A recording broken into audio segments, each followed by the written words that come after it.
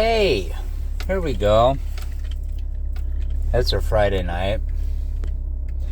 And I just wanted to say a couple things. This may get a little bit long one, but it may be a fun one just at that. And it has to do with our president. And those that think his oratory skills don't I don't even know how to say this. Let's put it this way. When he starts going off on weird rants in an international setting, it's beyond embarrassing. We'll just say it that way. And here's my context. Here's where I'm coming from with this. Okay, I lived abroad as a kid, and one of the things that my parents did when they were, having a party or something like that, and it was a fun thing to do. It's a fun adult thing to do because you have a whole group of people that speak different languages. Okay? And so, let's say you got like 3 to 5 couples or something like that, and you've got roughly 5 languages that could be spoken. Someone knows a little bit of this, or someone's fluent. I mean, they were all fluent in whatever certain languages, 2 or 3 languages.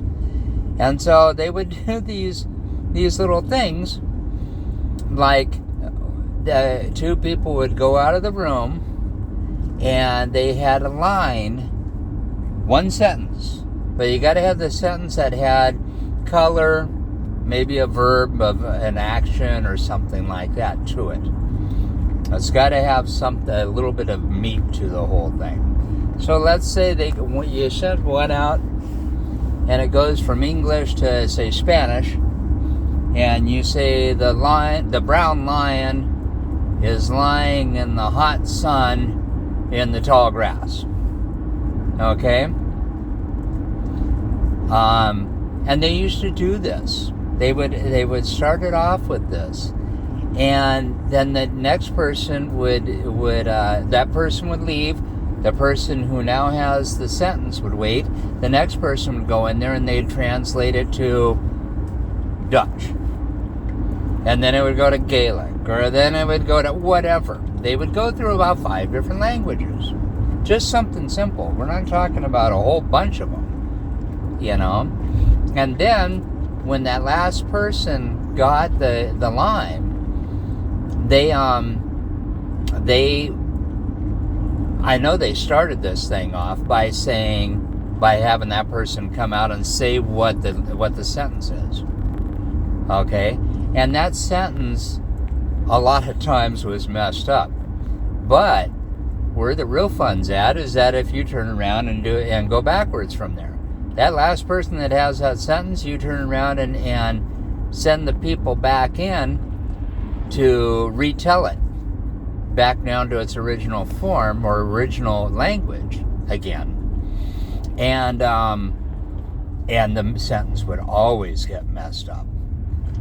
Because interpretation, you run into certain problems with. Okay? Here's my point.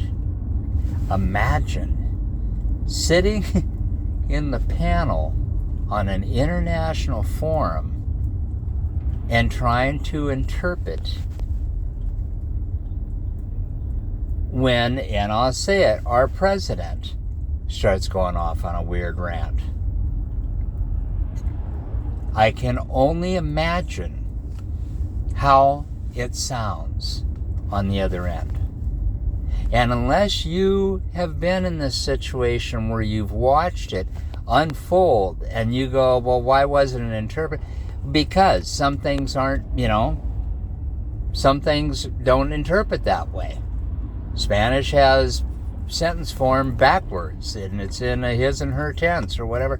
Just different, there's nuances and stuff like that that get blown out. And so I'll say it again. Imagine if you have someone like President Trump go out there and all of a sudden he starts going off about liking girls instead of guys or whatever the situation. He just goes off on some rant. I don't care why he's going off on the rant. I'm not going to even get into that.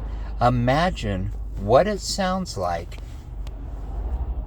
in 24 different languages. Or 58, or how many ever people are sitting in that forum. If it can get messed up after 5, I guarantee you. And how do you,